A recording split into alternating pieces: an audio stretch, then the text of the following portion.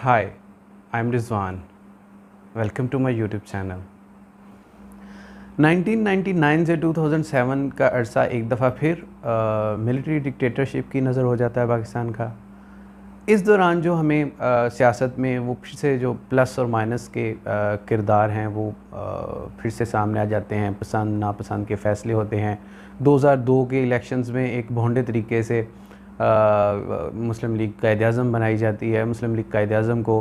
साथ एक डमी सी opposition MMA जिसको बेनज़ीर भुट्टो मोहतरमा बेनज़ीर भुट्टो शहीद ने मुल्ला मिलिट्री इत्तेहाद का नाम दिया, उसको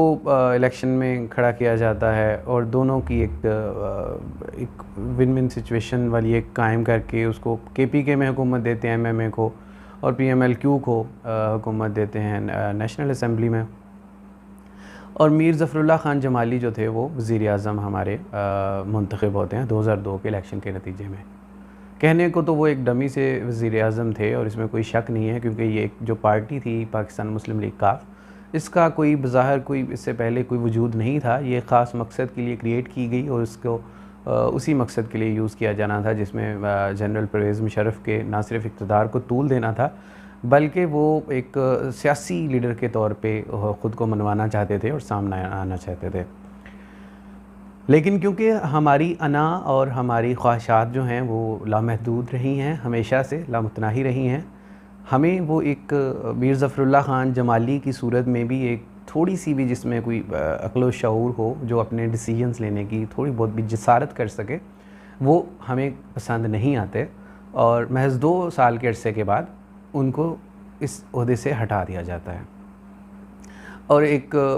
वज़ीर आज़म जो हैं वो इंपोर्ट किए जाते हैं शौकत अज़ीज़, जिनको वज़ीर आज़म के मनसब पे बिठाया जाता है और बज़ाहिर एक वो आके मुल्क को बहुत ज़्यादा एक इकनॉमिक बूस्ट देने की का दावा करते हैं और बज़ाहिर नज़र भी हमें आता है। गो कि वो बाद में हमें इस चीज़ का अगर हम इस वक्त बैठ के उसके अहाता करें तो हमें ये अंदाज़ा होता है कि वो जो वक्ती तौर पे एक बूम था वो बहुत हद तक वो मरहून मिन्नत था वॉर ऑन टेरर का, जो कि 9/11 के बाद से शुरू हुई, और ये वॉर ऑन टेरर से ज़्यादा वॉर ऑफ टेरर पाकिस्तान के लिए साबित हुई, जिसका ख़मियाज़ा हम आज तक भुगत रहे हैं। एनीवेज़ 2007 तक ये जो सिलसिला परवेज़ मुशर्रफ साहब का चलता आता है। इसके बाद एक तारीख़ का एक बहुत अहम मोड़ पाकिस्तान की सियासत में आता है। एक मुफ़ाहमत की तरफ सियासत एक चल निकलती है और हमें एक मैसेजेस कुछ इस तरह से मिलना शुरू होते हैं कि सारे लीडर्स, जिसमें नवाज़ शरीफ साहब जो थे जिनको जिला वतन किया गया था और बेनज़ीर साहिबा जो ख़ुद साख्ता से जिला वतनी में बाहर थी, वो दोनों वापस वतन आने का इरादा करते हैं ताकि एक जमहूरियत जो है वो रियल टर्म्स में एक बहाल हो सके। तो जब बेनज़ीर साहिबा आती हैं इस कैंपेन के लिए 2008 के इलेक्शंस के लिए, तो एक पॉलिटिकल कैंपेन के दौरान ही दिसंबर 2007 में उनकी शहादत हो जाती है। पाकिस्तान की सियासत में इस तरह से किसी पॉलिटिकल लीडर को माइनस करना एक बहुत ही बदकिस्मती साबित होती है पाकिस्तान के लिए, क्योंकि ये एक वो लीडर थी जिसकी रिप्लेसमेंट शायद हमें जल्दी मिलने वाली ना थी और उसकी कमी हमें आज भी फ़ील हो रही है। अब जब इतनी बड़ी जो लीडर थी उनका जो रिप्लेसमेंट हमें सामने आती है वो आसिफ ज़रदारी के नाम से सामने आती है। मुल्क के हालात कुछ इस तरफ चले जाते हैं कि हमारे जो मुक़्तदर हलके हैं, मेरा नहीं ख़्याल कि उनके पास एक कोई चॉइस थी कि वो कुछ भी इसमें गड़बड़ हो सके, और वो इस चीज़ को का फ़ैसला करते हैं कि इलेक्शंस में जो है वो सो कॉल्ड न्यूट्रल रहा जाए, या जो भी है वो पीपल्स पार्टी 2008 के इलेक्शंस एनीवेज़ विन करती है और मुस्लिम लीग नून के क़ायद जो नवाज़ शरीफ साहब भी वापस आ चुके होते हैं वो दूसरे नंबर पे रहते हैं। 2008 से 2013 का ये दौर एक फिर से एक मिलिट्री डिक्टेटरशिप से जमहूरियत की तरफ एक सफ़र था। एक जमहूरियत की जो ट्रेन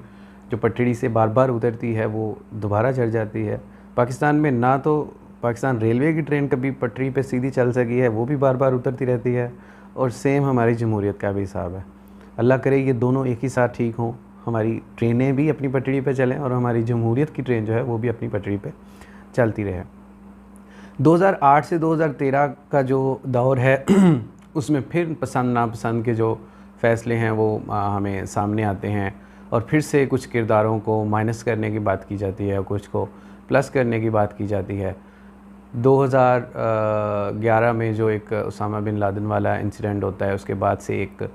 टसल सी पाकिस्तानी सियासत में शुरू होती है। एक मेमो गेट स्कैंडल सामने आता है और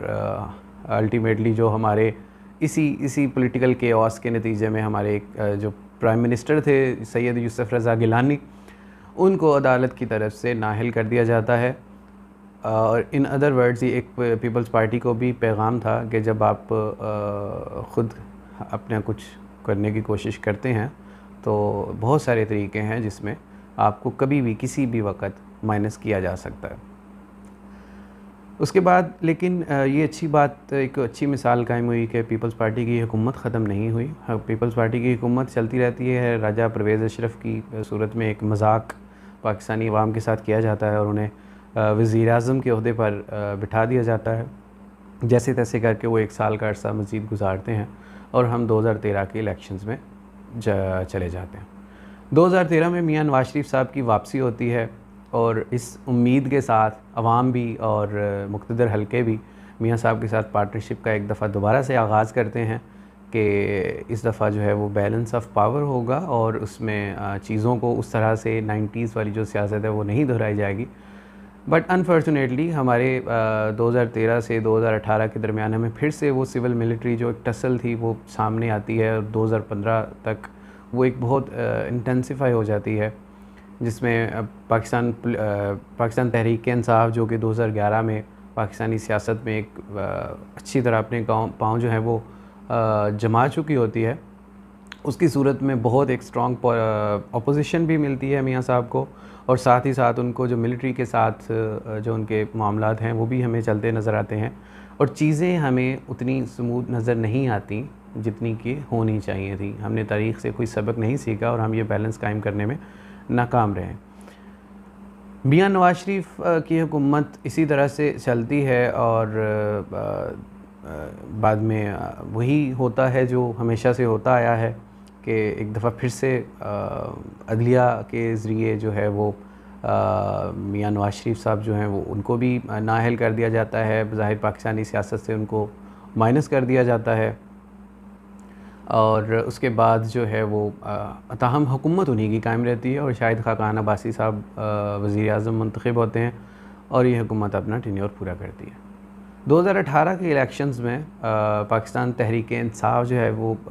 एक विनर पार्टी के तौर पे इमर्ज होती है और एक पूरे पाकिस्तान में जो है वो एक अपनी स्ट्रेंथ वो शो करती है। कराची से लेके खैबर तक वो तमाम हलकों में से अपनी वोट बैंक भी शो करती है और उसमें सीट्स भी विन करने में कामयाब होती है। 2018 से लेके 2021 का जो सफ़र है अब बिज़ाहिर हमें वो एक सिविल मिलिट्री रिलेशन के हिसाब से बहुत स्मूथ नज़र आता है, बट कुछ चीज़ें अंडर द टेबल कुछ ऐसी चल रही थी कि वो जो लावा उबल रहा था वो उसने कभी ना कभी बाहर आना था और वो हमें आता नज़र आया जब 2021 के आखिर में या 2020 के आखिर में ही ये चीज़ शुरू हो गई थी। 2021 में वो मज़ीद इंटेंसिफाई होती है और 2022 में ये एक बहुत ही अनफॉर्चुनेट एक फिर से एक इंसिडेंट होता है जिसमें हमारे एक जो मेजर एक पॉलिटिकल पार्टी जो कि मेजॉरिटी रखती है ना सिर्फ पंजाब में बल्कि KPK में, गिलगित बल्तिस्तान में, आज़ाद कश्मीर में, इसके अलावा उसकी प्रेजेंस कराची में भी है, उसकी प्रेजेंस कोयटा में भी है, उसकी प्रेजेंस हज़ारा में भी है, उसकी साउथ पंजाब में भी प्रेजेंस है। उस पार्टी को किक आउट किया जाता है कौमी असम्बली से और 156 सीट्स वाली पार्टी को निकाल के 84 सीट्स वाली मेजॉरिटी पार्टी मियां शहबाज शरीफ साहब को वज़ीर-ए-आज़म मुंतखब कर दिया जाता है। ये हमारी तारीख़ के साथ 1970 के बाद एक बहुत बड़ा एक मजाक